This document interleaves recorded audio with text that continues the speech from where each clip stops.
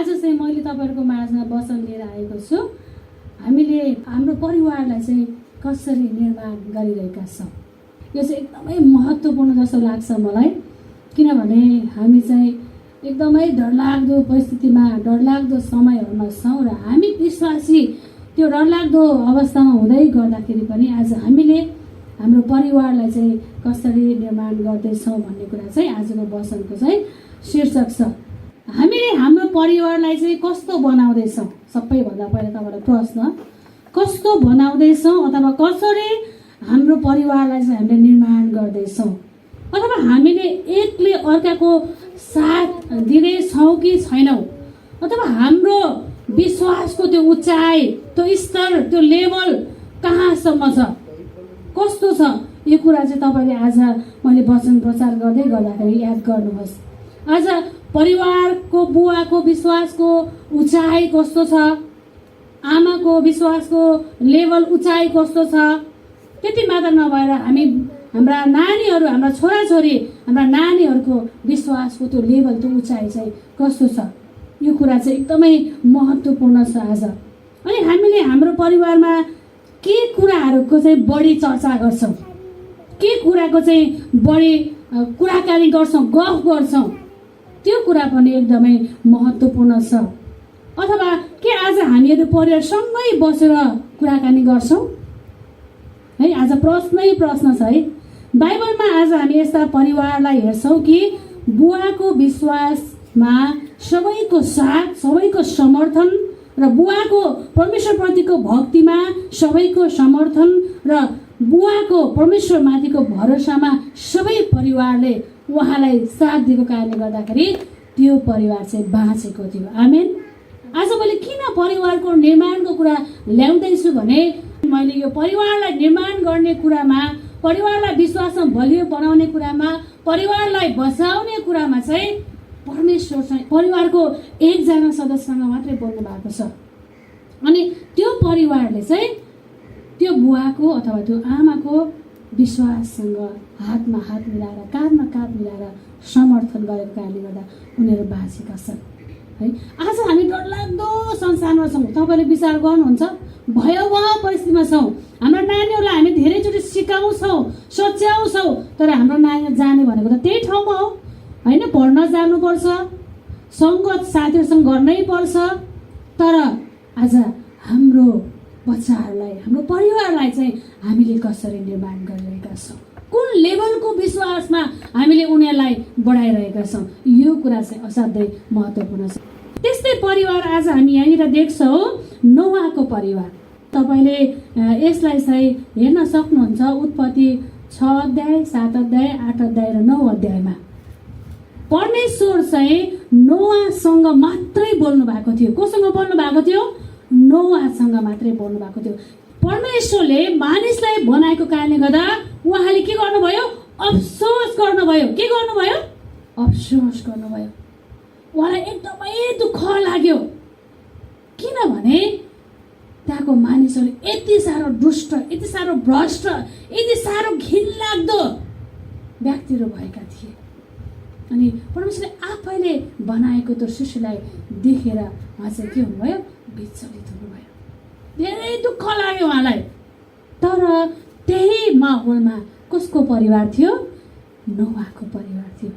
परमेश्वरले नोआलाई चाहिँ अब म यो संसारलाई नाश गर्दैछु है, यो मैले बनाएको यो सृष्टिमाथि म एकदमै दुखित भएको छु, म यसलाई नाश गर्नेछु, तर म तेरो परिवारलाई चाहिँ के गर्नेछु? बचाउने छु भनेर परमेश्वर कोसँग बोल्नु भएको थियो? नोआसँग बोल्नु भएको थियो। अनि जब तपाईँले यो टपिकलाई याद गर्नुहोस्, परमेश्वरको परिवार अथवा हाम्रो परिवारलाई हामीले कसरी निर्माण गर्छौँ, मैले भन्न खोजेको कुरा के, यो नोआलाई जब परमेश्वरको आवाज आयो, परमेश्वर उहाँसँग बोल्नुभयो, त्यसपछि नोआले पक्कै पनि आफ्नो परिवारलाई राखेर छलफल गरेको, गफ गरेको, कुराकानी गरेको हुनुपर्छ। र मात्रै त्यो उनीहरूको छोराहरूले, उनको श्रीमतीले, बुहारीहरूले उनलाई के गरेका छन्? साथ दिएका छन् है। आज हाम्रो नानीहरूलाई चुनौती। आज तपाईँले बुवाको कुरालाई कतिको सुन्दै हुनुहुन्छ? तपाईँको आमाको कुरा कतिको सुन्दै हुनुहुन्छ? मण्डलीको पास्टरले आमाको कुरा कतिको सुन्दै हुनुहुन्छ? यो चाहिँ चुनौतीको कुरा। यो समय यति डरलाग्दो थियो कि नोआले पक्कै पनि उनी चाहिँ एकदमै धर्मी निर्दोष व्यक्ति थिए, दयालु व्यक्ति थिए भनेर उनको बारेमा हामी पढ्न पाउँछौँ। अनि त्यो समयमा उनको परिवार मात्रै किन धर्मी भयो त भन्दाखेरि यो परिवारमा चाहिँ कसको बढी चर्चा हुने रहेछ भन्दा परमेश्वरको वचनको। आमेन। आज हाम्रो परिवारमा के कुराको चर्चा हुन्छ? खै चर्चा पनि हुन्छ कि हुँदैन मलाई त लाग्दैन हौ। आजको यो युग चाहिँ के युग हो अरे? एकजना दाइले भन्नुहुन्छ होइन के युग हो यो? कसले के है घोप्टे युग अरे क्या यो? किन भन्दाखेरि जो पनि घोप्टिएकै छ है, जो पनि घोप्टिएकै छ। दाया बाबाले के गर्यो, आमाले के गर्यो, केही कसैलाई मतलब छैन। अहिलेको युग भनेको घोप्टे युग। सबैजना त्यो मोबाइलले के गर्छ, घोप्टाएको छ। अनि हाम्रो गफ गर्ने फुर्सद छ? नानीहरूलाई प्रार्थना गर्न है 5 मिनट प्रार्थना बस्दा पनि छिटो केले घोप्टाइरहेछ? मोबाइलले। हेर्नुहोस् त, सुन्दा मजा लाग्छ तर एकदमै गहकिलो कुराहरू यो चाहिँ। आज हाम्रो परिवारमा कुराकानी भएको छ। हामी के विषयमा बढी चर्चा गर्छौँ, हामी के विषयमा छलफल गर्छौँ, यो कुरा चाहिँ एकदमै महत्त्वपूर्ण छ। त्यसले चाहिँ तपाईँको परिवारलाई के गर्छ, निर्माण गर्छ। यो समयमा पनि यस्तो डरलाग्दो परिस्थिति थियो, एकदमै त्यहाँको मान्छेहरूको भन्नै नसक्ने लाजमर्दो तरिकाले मानिसहरू जिरहेको थियो। तर त्यहाँनिर प्रभुले नोआको परिवारलाई चाहिँ के देख्नु भएको छ, धर्मी देख्नु भएको छ। म तिम्रो परिवारलाई चाहिँ बचाउन चाहन्छु भनेर भन्दै गर्दाखेरि पक्कै पनि त्यो परमेश्वरको आवाज सुनिसकेपछि नोआ है, सायद प्रार्थनाको समय हुनसक्छ, सायद खाना खाने समय हुनसक्छ, उनले आफ्नो परिवारलाई परमेश्वरले आज मलाई यो कुरा भन्नुभयो, प्रभुले मलाई यो कुरा देखाउनु भयो, अब हामी यो गरौँ भनेर पक्कै उनले छलफल गरे जस्तो लाग्छ मलाई। अनि उनको कुरामा चाहिँ उनीहरूले साथ दिएका छन्, विश्वास गरेका छन्, समर्थन जनाएका छन्। परमेश्वर अरू परिवारको सदस्यसँग बोल्नु भएको होइन, परमेश्वर नोआसँग बोल्नु भएको। आज हाम्रो परिवारको एकजना सदस्यले कुनै कुरामा छलफल गर्दै गर्दा, निर्णय गर्दै गर्दा तपाईँले त्यसलाई बडो होसियारीको साथ ध्यान दिएर सुन्नु भएको छ कि छैन? यो चाहिँ महत्त्वपूर्ण छ। यदि हामी त्यो कुरा सुन्दैनौँ भने, जसरी त्यहाँको मानिसहरू, नोआले त्यहाँको मानिसहरूलाई पनि भनेका थिए अबको 40 दिनमा पानी पर्नेछ है, सबै नाश हुनेछ, पश्चाताप गर, फर्क भनेर भनिरहेको थियो, आह्वान गरिरहेको थियो। तर त्यहाँको मानिसहरूले सुनेन है, उल्टै नोआलाई त पागल भइस् भन्न भ्याए होइन। यत्रो टन्टलापुर घाम लागिरहेको छ है, कहाँबाट यस्तो हुन्छ भनेर मान्छेले उनको कुरालाई खिल्ली उडाएका छन्। त्यो भन्न सक्थे, तर उनीहरूले किन भएनन् भने त्यो परिवारमा परमेश्वरको भक्तिको काम हुन्थ्यो। आमेन। त्यहाँ परमेश्वरको वचनको चर्चा हुन्थ्यो। त्यसै कारणले गर्दा नोआको कुरामा परिवार सहमत भए। त्यसै कारणले गर्दा आज नोआको परिवार बाँच्यो।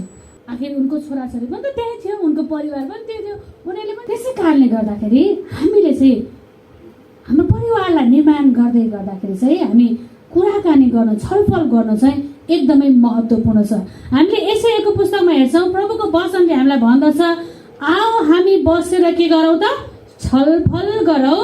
तिमीहरूका पाप सिन्दुरे रङका भए तापनि, गाढा राता भए तापनि तिनीहरूलाई म पखालेर के बनाइदिनेछु अरे, हिउँ जस्तै सेतो बनाइदिनेछु भनेर प्रभुले यति प्रतिज्ञा गरिकन हामीलाई आह्वान गर्नुभएको छ।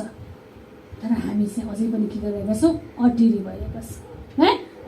धर्मकर्म गर्नु त बुढेसकालमा हो, कहाँको अहिले धर्मकर्म गर्नु भनेर मान्छेहरू है त्यही संसारको मोज मजामा बसिरहेका छन्। तर प्रभुले तपाईँलाई आह्वान गर्नुहुन्छ, हाम्रो जीवनको केही भरोसा छैन। हामी गीत गाउँछौँ नि, जीवनको के भरोसा, 2 दिनको जीवन खेलमा छ। हाम्रो जीवनको केही भरोसा छैन, हामी कतिखेर के हुन्छौँ थाहा छैन। तर हामी चाहिँ हाम्रो परिवारमा हामीले चाहिँ परमेश्वरको चर्चा गर्छौँ, परमेश्वरको वचनको चर्चा गर्छौँ, उहाँमाथि विश्वास गर्छौँ, उहाँमाथि भरोसा गर्छौँ भने हाम्रो जीवन 1 सेकेन्डमा जेसुकै होस् मतलब छैन। तर हामी के छौँ, सुरक्षित छौँ, हामी बाँच्छौँ। शारीरिक रूपमा होस्, आत्मिक रूपमा होस्। त्यही कारणले गर्दा हामी चाहिँ परिवारमा बसेर छलफल गर्नु चाहिँ एकदमै महत्त्वपूर्ण छ।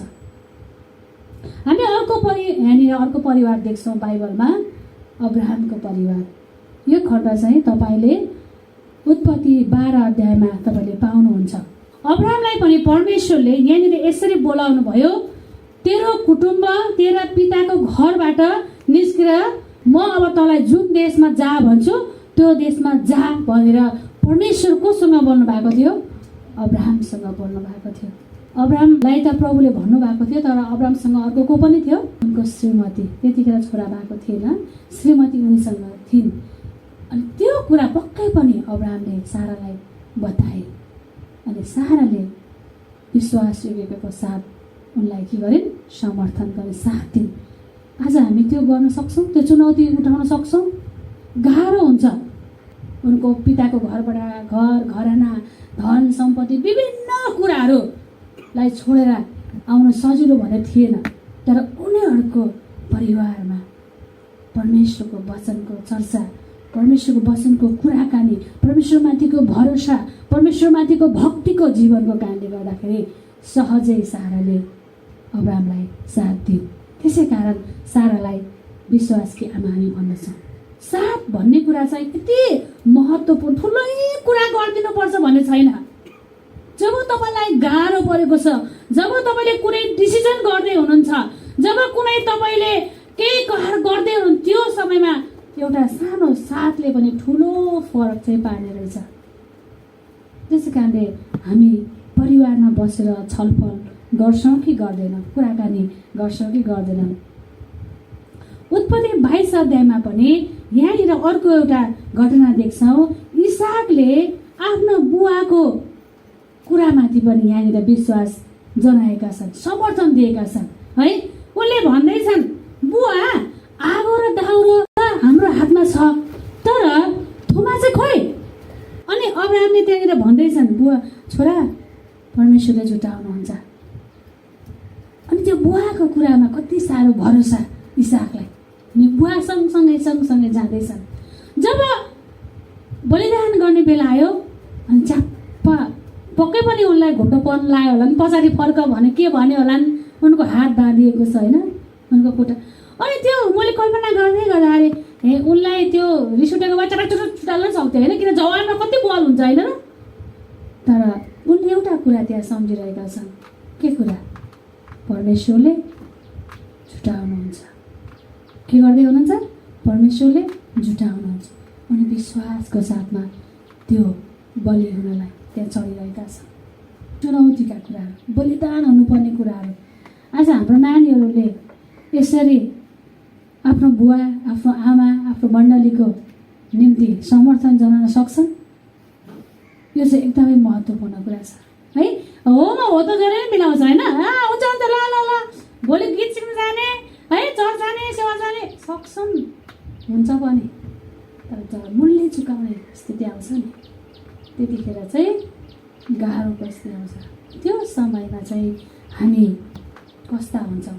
त्यसै कारणले गर्दा हामी परिवारमा चाहिँ के कुराको विषयमा गफ गर्छौँ, हामी के कुरालाई हामीले सफल गराउने हो भने हामी चर्चा गर्नु, कुराकानी गर्नु, बातचित गर्नु, बस्नु, परमेश्वरको वेदीमा आउनु चाहिँ एकदमै महत्त्वपूर्ण छ। कतिचोटि हाम्रा डिसिजनहरू हाम्रा नानीहरूलाई मन नपर्लान्, तर परमेश्वरको वेदीमा आएर हामीले गफ गऱ्यौँ भने, परमेश्वरको वचनबाट उनीहरूलाई सिकायो भने पक्कै पनि इसाकले जस्तै हाम्रा नानीहरूले हामीलाई समर्थन गर्छन्। आमेन। हामी के को चर्चा गरिरहेका छौँ, उनीहरूलाई हामी के कुरा हालिरहेका छौँ, यो कुरा चाहिँ महत्त्वपूर्ण छ। त्यसै कारणले हाम्रो परिवारलाई होला हामी शिक्षित छैन होला हामी कति कुरामा बुद्धिजीवी पनि छैन होला, तर हामीले जे कुरा जानेका छौँ त्यो कुरामा परिवार बसेर गफ गर्नु, समय बिताउनु है एकदमै के छ, महत्त्वपूर्ण छ। र त्यसले पछि हाम्रा नानीहरूलाई चाहिँ असल बाटोमा पक्कै पनि अगुवाई गर्छ। जब हामी हाम्रो परिवारको कुराहरू, हाम्रा जति पनि छलफल गर्ने कुराहरू हामी परिवारमा बसेर छलफल गर्दैनौँ भने त्यो परिवारमा असमझदारीता उत्पन्न हुन्छ, त्यो परिवारमा फुट पैदा हुन्छ, त्यो परिवारमा बेमेल पैदा हुन्छ, त्यो परिवार झगडाको बाटो भएर जान्छ। तपाईँले मैले भन्दै गर्दा कुनै परिवार सम्झिनु भयो? बाइबलमा सम्झिनु भयो? तपाईँलाई याद आयो? हामीले इसाकको परिवारलाई हेर्छौँ। इसाकको श्रीमतीको नाम के हो? हन्ना हो? के थियो? रेबिका। उनीहरूको दुईटा जुम्ल्या सन्तान थियो के हैन, छोराहरू थियो। तर त्यहाँनिर त्यो परिवारको अलिकति त्यो के बेमेल कुरा देख्छु मैले त्यहाँनिर। दुईटा छोराहरूलाई समान माया गरिएको छैन त्यहाँनिर। रेबिकाले कान्छा छोरालाई बढी माया गर्थिन्, जसको नाम थियो याकुब। एसावलाई भन्दा रेबिकाले याकुबलाई बढी माया गर्थिन्। त्यही कारणले गर्दा उनको आफ्नै कोखबाट जन्म लिएको बच्चाहरू हो, हेर्नुहोस् है।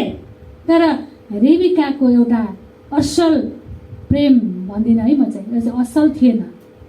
उनको एउटा मातृत्व हुर्काइ पनि म कता कता त एकदम चुकेको जस्तो देख्छु। उनले चाहिँ आफ्नो छोराहरूमा पनि माया धेरै र थोरै गरिन्। त्यही कारणले गर्दाखेरि उनीहरूको दाजुभाइको बिचमा के भयो? फाटो आयो, झगडाको कुराहरू आयो, फुट्नु पर्यो, बिछडिनु पर्यो। त्यति मात्र नभएर याकुबले आफूले दुईचोटि छल गरेको थियो, उसले पटकसँग छल भोग्नु पर्यो, त्यसको परिणाम उसले पाउनु पर्यो। पक्कै पनि यो परिवारमा चाहिँ परमेश्वरको चर्चा त्यति भएन कि जस्तो लाग्छ मलाई। इसाक चाहिँ एकदमै विश्वासी हो है। तपाईँले यो कुरा उत्पत्तिको पुस्तक पढ्नु भने पाउनुहुन्छ। इसाकले चाहिँ बरु अब्राहमले आफ्नो श्रीमतीको लागि प्रार्थना गरे भनेर भनेको छैन। इसाकले चाहिँ रेबिका बाँझी हुँदाखेरि चाहिँ उनले चाहिँ श्रीमतीको लागि प्रार्थना गरेका थिए परमेश्वरमा। रेबिकाको कारणले गर्दाखेरि त्यो परिवारमा फुट आएको थियो। जे हुन्छ असल हुन्छ भनेर त्यहाँ छलफल गरेको जस्तो मलाई लाग्दैन है। आज हाम्रो पनि कतिचोटि एउटालाई धेरै माया गर्ने, एउटालाई थोरै माया गर्ने गर्दाखेरि के हुन्छ? आरिसे बनाउँछ। आखिर कहिलेले चाहिँ पनि बलिदान चढाएको, हाबिलले पनि परमेश्वरलाई नै बलिदान चढाएको। ल अब उसको ग्रहणयोग्य भए त उसले डाहा गर्नुपर्ने कुरा थिएन नि त, होइन? त्यहाँनिर डाहा भयो अनि के भयो? मृत्यु भयो। किन परिवारमा चाहिँ हामी बसेर छलफल गर्नु चाहिँ एकदमै महत्त्वपूर्ण छ। यदि हामी परिवारमा बसेर छलफल गरेनौँ भने त्यो परिवार चाहिँ के हुन्छ? नाश हुन्छ, फुट्न जान्छ। हामीले अर्को यस्तै परिवार देख्छौँ, लुतको परिवार। लुतको परिवारलाई पनि हामी हेर्दाखेरि त्यो समयमा पनि एकदमै डरलाग्दो समय थियो। त्यहाँका मानिसहरू यति साह्रो भ्रष्ट घृणित थिए भने लुतले आफ्नो नानीहरूलाई जोगाउन त जोगाएका थिए, तर त्यहाँको त्यो कुराहरूदेखि, त्यो असरदेखि चाहिँ उनले आफ्नो छोरीहरूलाई बचाउन चाहिँ सकेका थिएनन्। पछि उनीहरू आफ्नै बुवासँग होइन उनीहरूले नचाहिने काम गरेका थिए, किनभने त्यहाँको त्यो समाज, त्यो ठाउँको असर चाहिँ त्यो नानीहरूलाई परेको थियो। अनि त्यो देख्दै गर्दाखेरि मलाई चाहिँ यो परिवारमा परमेश्वरको वचनको चर्चा चाहिँ भएन जस्तो लाग्छ।